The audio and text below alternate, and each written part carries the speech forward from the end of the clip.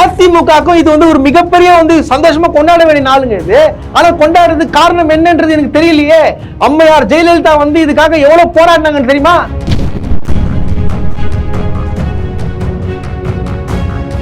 எனக்கு தெரிஞ்சு ஆளுநர் அவர்கள் பாத்தீங்கன்னா இன்னைக்கு நைட்டோட நைட்டா வந்து கண்டிப்பா பிளைட் பிடிச்சி போயிட்டு ரிசைன் பண்ணிட்டாரு தான் உண்மை. எதுக்குங்க ஆளுநர்? ஆளுநர் யாரு?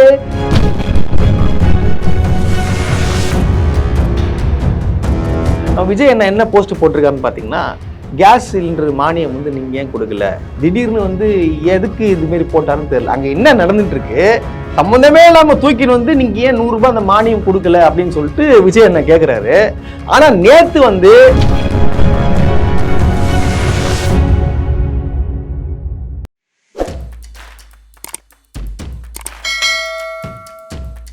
ரோஸ்ட் பிரஸ் நேயர்களுக்கு அன்பு வணக்கம். நிகழ்ச்சிக்குள்ள போறதுக்கு முன்னாடி லைக், ஷேர், சப்ஸ்கிரைப் பண்ணிடுங்க. வாங்க நிகழ்ச்சிக்குள்ள போலாம். ஒரு மிகப்பெரிய கொண்டாட்டம் ஒவ்வொருவரும், அதாவது தமிழ்நாட்டில் இருக்கிற எல்லாரும் பாத்தீங்கன்னா கொண்டாட வேண்டிய நாள் தான் இதுங்க. ஏன்னா பாத்தீங்கன்னா நேத்து வந்து ஒரு மிகப்பெரிய ஒரு தீர்ப்பு கிடைச்சிச்சு. இந்த தீர்ப்பு கிடைக்கிறதுக்கு வந்து எத்தனை வருஷமான போராட்டம்ன்றது உங்களுக்கு தெரியுமா அப்படின்றது எனக்கு தெரியல. இருந்தாலும் வந்து நான் சொல்ல வேண்டிய கடமை என்னோடது. ஆட்டுக்கு ஏன் தேவை தாடி, தமிழ்நாட்டுக்கு ஏன் தேவை ஆளுநர் என்று அண்ணாவுடைய கனவை வந்து மிகப்பெரிய கனவு வந்து நிறைவேறிக்கிறது. ஆக்சுவலா வந்து இதுக்காக வந்து எத்தனை வருடமா போராடினாங்கன்றது அது எல்லாருக்கும் நமக்கு தெரியும். இருந்தாலும் பார்த்தீங்கன்னா நம்முடைய உரிமையை வந்து நம்ம மீட்டு எடுத்துக்கிறோம். அதாவது தமிழ்நாடோட உரிமையை, அவங்களோட உரிமையை வந்து மீட்டு எடுக்கிறோம். யாருக்கிட்ட இருந்து பார்த்தீங்கன்னா கவர்னர் கிட்ட இருந்து. அதாவது ஆளும் கட்சி, அதாவது பிஜேபி, அவங்க பார்த்தீங்கன்னா அவங்க ஒரு ஆளுநர் ஒன்று போடுவாங்க, அந்த ஆளுநர் சொல்றபடி தான் கேட்கணுன்ற ஒரு விஷயங்கள் இருந்துச்சு. அதாவது தமிழ்நாட்டோட உரிமைகளை வந்து ஆளுநர் என்பவர் பார்த்தீங்கன்னா வந்து தலையிட்டு கிட்டத்தட்ட வந்து ஒரு 50 வருஷமா வந்து இது நடந்துட்டே இருக்கு. இது வந்து ஏகப்பட்ட பேர் சட்ட போராட்டமும் பண்ணியிருக்கிறாங்க. பட் ஆனால் அது தீர்வே கிடைக்கல. தமிழ்நாடு முதலமைச்சர் மு க ஸ்டாலின் அவர்கள் பார்த்தீங்கன்னா வந்து அதாவது நம்ம சட்டசபையில் வந்து 10 மசோதா வந்து தீர்மானம் வந்து நம்ம ஏற்றணும். பட் ஆனால் அது போகவே இல்லை. என்னடா அது போகல சொல்லிட்டு ஏகப்பட்ட பேர் கேள்வி கேட்டிருந்தாங்க. என்ன தமிழ்நாடு எதுவும் பண்ணவே இல்லை, எதுவும் பண்ணவே இல்லைன்னு சொல்லிட்டு கேள்வி கேட்டிருந்தாங்க. பட் எல்லாத்துக்குமான பதில் தான் வந்து தீர்ப்பு வந்திருக்குங்க. ஆமாங்க, தமிழ்நாடு அரசு பார்த்தீங்கன்னா 10 மசோதா வந்து கொடுத்துருக்காங்க.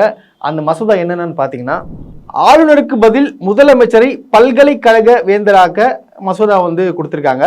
கால்நடை பல்கலைக்கழக திருத்த மசோதா, மீன்வள பல்கலைக்கழக திருத்த மசோதா, தமிழ்நாடு டாக்டர் அம்பேத்கர் சட்ட பல்கலைக்கழக முதலமைச்சரை வேந்தராக்குவதற்கான மசோதா, தமிழ்நாடு எம்ஜிஆர் மருத்துவ பல்கலைக்கழகத்துக்கு முதலமைச்சரை வேந்தராக்குவதற்கான மசோதா, தமிழ்நாடு வேளாண் பல்கலைக்கழக சட்ட திருத்த மசோதா, தமிழ் பல்கலைக்கழக சட்ட திருத்த மசோதா, தமிழ்நாடு பல்கலைக்கழகங்கள் 2ஆம் திருத்த மசோதா, கால்நடை 2ஆம் திருத்த மசோதா, மீன்வள பல்கலைக்கழக 2வது திருத்த மசோதா. அதாவது பார்த்தீங்கன்னா இப்போ வரைக்கும் வந்து நம்முடைய பல்கலைக்கழகங்கள்லாம் இருக்குது பார்த்தீங்கன்னா, அதுக்கு பார்த்தீங்கன்னா ஆளுநர்கள் தான் வந்து ஒரு வேந்தராக இருந்தார். அதாவது துணை ஆளுநர் வேந்தரை வந்து நியமிக்காமல் ஏகப்பட்ட, அதாவது எத்தனையோ பேர் வந்து பட்டமளிப்பு விழா வந்து இயங்கிட்டு இருப்பாங்க. அதெல்லாம் நடத்தாமல் இவங்க இஷ்டத்துக்கு, அதாவது இவங்க வேண்டப்பட்டவங்களை மட்டும் வச்சுக்கிட்டு இதை வச்சு ஒரு விஷயம் ஒன்று பண்ணிட்டு இருந்தாங்க. அதாவது தமிழ்நாடு பார்த்தீங்கன்னா கல்வியில் மிகச்சிறந்தது. ஆனால் வந்து அதை தடுக்கும் விதமாக பார்த்தீங்கன்னா இவங்கெல்லாம் வந்து ஏகப்பட்ட விஷயங்கள் பண்ணியிருந்தாங்க. அதாவது துணைவேந்தரை நியமிக்காமலும் மாணவர்களுக்கு என்ன தேவைன்ற அவங்கள பூர்த்தி பண்ணாமலும் இஷ்டத்துக்கு பண்ணிட்டு இருந்தாங்க. ஆனா இப்போ நடக்கவே நடக்காது. இப்போ பாத்தீங்கன்னா நம்முடைய வேந்தர் யாருன்னு பாத்தீங்கன்னா நம்முடைய தமிழ்நாடு முதலமைச்சர் தான் இனிமே வந்து பல்கலைக்கழகத்துக்கு வேந்தராக இருப்பார். இந்த சட்டமன்ற பேரவையில் நாம் நிறைவேற்றி மாண்புமிகு ஆளுநர்கள் ஒப்புவதற்காக அனுப்பி வைத்த பல முக்கிய சட்ட முன்வடிவுகளுக்கு இந்த தீர்ப்பு தமிழ்நாட்டுக்கு மட்டுமின்றி இந்தியாவில் உள்ள அனைத்து மாநில அரசுகளுக்கும் கிடைத்த மாபெரும் வெற்றியாகும். தமிழ்நாடு போராடியது, தமிழ்நாடு போராடும், தமிழ்நாடு வெல்லும். அதாவது இனிமே வந்து யாராச்சும் நீங்க குற்றம் சொல்வீங்களா, நான் பார்க்கலாம். இதுக்கப்புறம் நீங்க குற்றம் சொன்னீங்கன்னா அது தமிழ்நாடு அரசு பொறுப்புல வரும். இப்போ இது சரியில்லை அது சரியில்லைன்னு சொல்லுவீங்களா, இதுக்கப்புறம் நீங்க சொல்லுங்க பார்க்கலாம். ஏன்னா கல்விக்கு மிக முக்கியத்துவம் கொடுக்கிற நாடு பார்த்தீங்கன்னா தமிழ்நாடு மட்டும்தான். இப்போ பல்கலைக்கழகத்துல வந்து ஆளுநர் பண்ண வேலைகள் உங்களுக்கு தெரியுமா? அதாவது அங்க அமைச்சர் இருப்பார், உயர்கல்வித்துறை அமைச்சருக்கு தெரியாம இவரே வந்து எல்லாமே பண்ணிட்டு இருப்பாங்க. அதாவது அந்த உயர்கல்வித்துறை அமைச்சருக்கு வந்து ஒரு பவரே இல்லாம வந்து இத்தனை காலமாக வந்து ஆளுநர் பண்ண வேலைகள்லாம் வந்து ஏகப்பட்டது. ஆனா இது வரைக்கும் பார்த்தோன்னா எதிர்கட்சிகள் சார்ந்தவர்கள் யாருமே வந்து ஆளுநரை வந்து குற்றம் சொல்லல. ஏன் அண்ணா யூனிவர்சிட்டியில பிரச்சனை நடக்கும்போது பார்த்தீங்கன்னா என்ன சொன்னாங்க, தமிழ்நாடு அரசு தான் சரியில்லை, தமிழ்நாடு காவல்துறை சரியில்லை, சட்டம் ஒழுங்கு சரியில்லைன்னு சொல்லிட்டு நம்முடைய ஏகப்பட்ட பேர் பார்த்தீங்கன்னா வந்து ஆளுநருக்கு சப்போர்ட் பண்ற விதமாக தான் பண்ணிட்டு இருந்தாங்க. தவிர ஆளுநர் பேரை வந்து ஆளும் கட்சியான திமுகவை தவிர வேற யாருமே அவர் பேரை பயன்படுத்தல. இதுதான் உண்மை. இது வந்து எப்பேற்பட்ட ஒரு மிகப்பெரிய ஒரு உரிமையை வந்து நமக்கு கிடைச்சிருக்கு தெரியுமாங்க. உண்மையாவே அது எல்லா விவகாரத்தையும் நீட்டு விவகாரத்தையும் சரி இவர் கொண்டு போய் அங்க சேர்க்கவே மாட்டாரு. இப்போ வந்து சுப்ரீம் கோர்ட்டே வந்து கொடுத்திருக்கு, ஆளுநர் தலையிடக்கூடாது, அவங்களோட உரிமையில ஆளுநர் தலையிடக்கூடாதுன்னு சொல்லிட்டு சட்டத்தை போட்டாங்க. அவர் கொண்டு வந்த மசோதாக்கெல்லாம் நிறைவேற்றப்பட்டது அப்படின்னு சொல்லிட்டு தீர்ப்பு வந்துச்சு. இப்ப என்ன பண்ணுவாங்க பிஜேபி அரசு? இப்ப என்ன பண்ணுவாங்க? அசிங்கம்லாம் இப்போ எனக்கு தெரிஞ்சு ஆளுநர் அவர்கள் பாத்தீங்கன்னா இன்னைக்கு நைட்டோட நைட்டா வந்து கண்டிப்பா பிளைட் பிடிச்சி போயிட்டு ரிசைன் பண்ணிட்டு, அதான் உண்மை. எதுக்குங்க ஆளுநர்? ஆளுநர் யாரு? போஸ்ட்மேன். இங்க இருக்கிற பிரச்சனைகளை வந்து அங்க சொன்னாங்க, தமிழ்நாடு முதலமைச்சர் சொன்னார்னா இதை கொண்டு போய் அங்க சேர்க்கணும், இதுதான் வேலை. ஆனா வந்து இவர் என்ன பண்றாரு, இவர் வந்து தமிழ்நாடு உரிமைகளை இவரு தலையிட்டு இவர் தன்னைத்தானே முதலமைச்சர் நினைச்சு கொண்டு எல்லாமே இவர் சொல்றதா செய்யணும்னு சொல்லி செய்யற மாதிரி இவர் வந்து இஷ்டத்துக்கு பண்ணிட்டு இருந்தா இதெல்லாம் எப்படி ஏத்துக்க முடியும்ன்றது தெரியல. ஆனா இது விஷயமா பாத்தீங்கன்னா இப்போ வரைக்கும் எதிர்கட்சியில இருந்து யாருமே பேசல. அதிமுகக்கும் இது வந்து ஒரு மிகப்பெரிய வந்து சந்தோஷமா கொண்டாட வேண்டிய நாளுங்க இது. ஆனா கொண்டாடுறதுக்கு காரணம் என்னன்றது எனக்கு தெரியலையே. அம்மையார் ஜெயலலிதா வந்து இதுக்காக எவ்வளவு போராடினாங்கன்னு தெரியுமா? அவங்களும் போராடினாங்க. மாநில உரிமை எங்களுக்கு தான் வேணும், நீங்க ஆளுநர் ஏன் தலையிடுறீங்கன்னு சொல்லிட்டு அவங்க கேட்டாங்க. அவ்வளவு போராட்டம் நடத்தினாங்க. ஆனா வந்து இப்போ வரைக்கும் எதிர்கட்சி தலைவர் எடப்பாடி பழனிசாமி இன்னும் வாயை திறக்காதது ஏன்? நான் கேட்க வேண்டிய கேள்வி இது. ஏன்னா அவங்களும் கொண்டாடணும் இதை. ஒரு வார்த்தை இப்போ வரைக்கும் அவர் பேசவே இல்லை, எதிர்கட்சி யாருமே பேசவே இல்லை.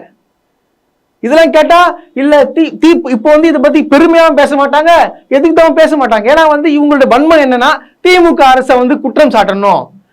இது புரியல. இது எல்லாருக்குமே கிடைத்த வெற்றி இல்ல. இது ஆக்சுவலா பார்த்தீங்கன்னா எல்லா கட்சிகளும் பார்த்தீங்கன்னா கொண்டாடணும். இது நம்மளோட உரிமையை வந்து மீட்டெடுத்துக்கிறோம். ஆக்சுவலா பார்த்தீங்கன்னா இதுக்கு வந்து வழக்கறிஞராக வந்து செயல்பட்டு வந்து இதுக்கு வாதாடி நம்மளுக்கு ஜெயிக்க கொடுத்த வந்து வில்சன் அவர்களுக்கு வாழ்த்துக்கள் தெரிவிச்சுக்கலாம். ஏன்னா அவர் திமுகவோட எம்பியா இருக்காரு. ஆக்சுவலா இவர் கலைஞர் வந்து இவருக்கு ஒரு பேரே வச்சிருக்காரு. இவர் வந்து வில்சன் சொல்லக்கூடாது, வின்சன் தான் சொல்லணும்னு சொல்லிட்டு சொல்லியிருக்காங்க. அதே போல வந்து இவர் வின் பண்ணியிருக்காருன்னு சொல்லலாம். வில்சன் அவர்களுக்கு எங்களுடைய வாழ்த்துக்கள். இது விஷயமா பாத்தீங்கன்னா பொதுமக்கள் நேற்று வந்து இன்னிப்பு கொடுத்து திமுக கட்சியிலும் சரி பொதுமக்களும் சரி ஒன்றாக சேர்ந்து நேற்று கொண்டாடினாங்க. கொண்டாடி தீர்த்துட்டாங்கன்னு சொல்லலாம். நீங்க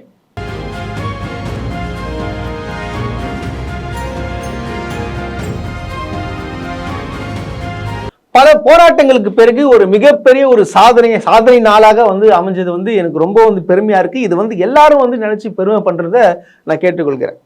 நேத்து பாத்தீங்கன்னா ஒரு விஷயம் நடந்துச்சு. அதாவது நேத்து வந்து இந்த மாதிரி ஒரு மகிழ்ச்சியான சம்பவம் நடந்திருக்கு. நம்மளுடைய மாநில உரிமைகளை வந்து மீட்டு எடுத்துக்கிறோம் அப்படின்ற ஒரு விஷயம் போயிட்டு இருக்கு.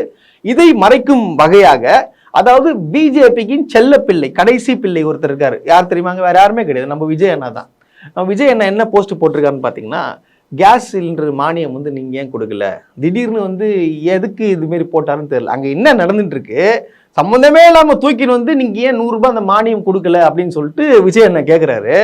ஆனா நேத்து வந்து 50 ரூபாய் வந்து விலை ஏத்திருக்கிறாங்க. அதை பத்தி ஒரு வார்த்தை எங்க பேசினாரா விஜய் அண்ணா? அதாவது இப்ப என்னன்னா ஆளுநரை மறைக்கிறதுக்காக இந்த விஷயத்தை மறைக்கிறதுக்காக இவர் என்ன பண்றாருன்னா திமுக அரசை வந்து எதிர்த்து வந்து மாரி ஒரு கேள்வி கேட்கிறாராம். ஏங்க உங்களுக்கெல்லாம் வந்து வெக்கம், மானம், சூடு, சொரணை எதெல்லாம் இருக்கான்னு சொல்லிட்டு எனக்கு தெரியல. நீங்க வந்து எப்படி வந்து இதை வந்து போட்டு திணிச்சு ஆளுநரை மறைக்கும் வகையில வந்து பண்ணிட்டு இருக்கீங்க. அதே மாதிரி அண்ணா யூனிவர்சிட்டி பிரச்சனை என்ன இருந்துச்சுல, அப்பயும் பாத்தீங்கன்னா இதே மாதிரி தான் நீங்க பண்ணீங்க. இதேதான், அதாவது ஆளுநர் மேல வந்து எந்த குற்றச்சாட்டம் வரக்கூடாது அப்படின்ற வகையில விஜய் அவர்கள் என்ன பண்றாரு, பக்காவா பிளான் பண்ணி அவருக்கு அங்க ஆளுநர் கிட்ட வந்து அந்த பர்மிஷன் வாங்கி டைம் கேட்டு என்ன பண்றாரு, போய் பாக்குறாரு. பார்த்துட்டு அவர்கிட்ட போயிட்டு சட்டம் ஒழுங்கு சரியில்லை, இந்த மாதிரி இந்த எல்லாமே சரியில்லை, பல்கலைக்கழகங்கள்லாம் வந்து எல்லாமே திருத்தம் செய்யணும் அப்படின்னு சொல்லிட்டு இவரு ஒரு லெட்டர் ஒன்று கொடுக்குறாரு. இது எப்படிங்க? அது திருடங்கிட்டே வந்து சாவி கொடுத்தா எப்படி? இது அந்த மாதிரிதான் இருக்குது. அதாவது அப்பயும் பாத்தீங்கன்னா ஆளுநருக்கு சப்போர்ட் பண்றாரு, இப்பயும் பாத்தீங்கன்னா ஆளுநர் சப்போர்ட் பண்றாரு. இதெல்லாம் எப்படி ஏத்துக்க முடியும்? 50 ரூபாய் விலை ஏறி இருக்கு, அதுக்கு ஒரு கண்டனம் தெரிவிக்கல. ஆனா 100 ரூபாய் மானியத்தை பத்தி பேசுறீங்க. இப்ப தமிழ்நாடோட உரிமைகளை வந்து மீட்டு எடுத்துக்கிறோம், அதை பத்தி பேச மாட்டீங்க. ஏன் இப்படி பேச மாட்டீங்க? அப்ப உங்களோட தூண்டுதல் பேர்ல பின்னாடி யாரு இருக்கா? பிஜேபி தானே இருக்கு. முடிஞ்சு போச்சு தானே உண்மை. கேட்டா நாங்க திமுகவும் பிஜேபியும் வந்து சண்டை போடுற மாதிரி போட்டுப்பீங்களா, நாங்க நம்பணுமான்னு சொல்லிட்டு கிண்டல் கேள்வி வேற. இதெல்லாம் எப்படி ஏத்துக்க முடியும்? யாராவது வந்து இந்த மாதிரி பண்ணுவாங்களா? இது என்ன நடக்குது, என்னென்ன பேசணும், யாரும் எழுதி கொடுக்குறோம் கரெக்டா கொடுக்குறாங்க அந்த டைம்ல வந்து கரெக்டா இந்த டைம்ல இது பேசினா இது மாறிடும் அப்படின்னு நினைச்சு பார்த்தாங்க. ஆனா வந்து அவர் கொடுத்த அறிக்கைக்கு ஒருத்தன் கூட வந்து அதை பத்தி கண்டுக்கவே இல்லை, கன்சிடரே பண்ணல. ஏதோ ஒன்று பேசிட்டு போறாரு, பல விளையாட்டு புலத்தனமா எதனா ஒன்று போட்டு இருக்காரு மட்டும்தான் பொதுமக்கள்கிட்ட போய் சேர்ந்திருக்கு தவிர இவர் வந்து போட்ட விஷயம் வந்து சீரியஸாவே எடுத்துக்கல. இத்தனை நாளா பாத்தீங்கன்னா ஆளுநர் அவருக்கு வந்து நினைச்சுன்றாரு வந்து இது வந்து சொந்த வீடு நினைச்சுட்டு இருக்காரு. சொந்த வீடுனா வந்து தமிழ்நாட சொல்ல வர சொந்த வீடு நினைச்சுட்டு இருக்காரு. சொந்த வீடுலாம் கிடையாது, இது வாடகை வீடு. அதாவது ஓனர் காலி பண்ண சொன்னா நீங்க காலி பண்ணி தான் ஆகணும். அதாவது மக்களால் தேர்ந்தெடுக்கப்பட்டவர் மட்டும்தான் வந்து இங்க வந்து தமிழ்நாட்டை ஆள முடியும்.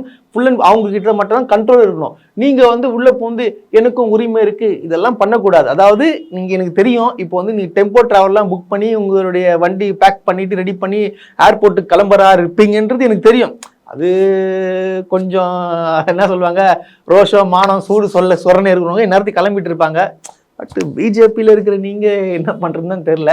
இதுக்கு முன்னாடி பாத்தீங்கன்னு வச்சுங்களேன், அதாவது ஒன்று பயங்கரமா ஒரு டாக்டிஸ் போட்டு 2 பேரை இறக்குறேன்னு சொல்லியிருந்தாங்க. அது 2 பேர்னா 2 ஐபிஎஸ்களை வந்து இறக்குறேன்னு சொல்லியிருந்தாங்க. ஒருத்தர் பார்த்தீங்கன்னா ஐபிஎஸ் வந்து நம்ம RN ரவி சார், அடுத்தது பார்த்தோம்னா ஐபிஎஸ் அண்ணாமலை. இவங்க 2 பேரும் இறக்குனாங்க. ஆனா இப்போ வந்து 2 பேருக்குமே வந்து பீஸை பிடிங்காச்சு. ஒருத்தர் வந்து தலைவர் பதவி விட்டு தூக்க போறாரு, பாவம் அவர் வேற வாயை விட்டு வேற செருப்பு போட மாட்டேன்னு சொல்லிட்டு அப்பப்போ செருப்பு போட்டுக்கிறாரு. யாருமே பார்க்காதவங்க செருப்பு போட்டுக்கிறாரு. யாருன்னா வந்து பார்த்த உடனே என்ன பண்ணா உசார செருப்பு கைட்டு வச்சு நடந்து போறது, இந்த மாதிரியான ஆக்டிவிட்டிஸ்ல இறங்கிக்காரு.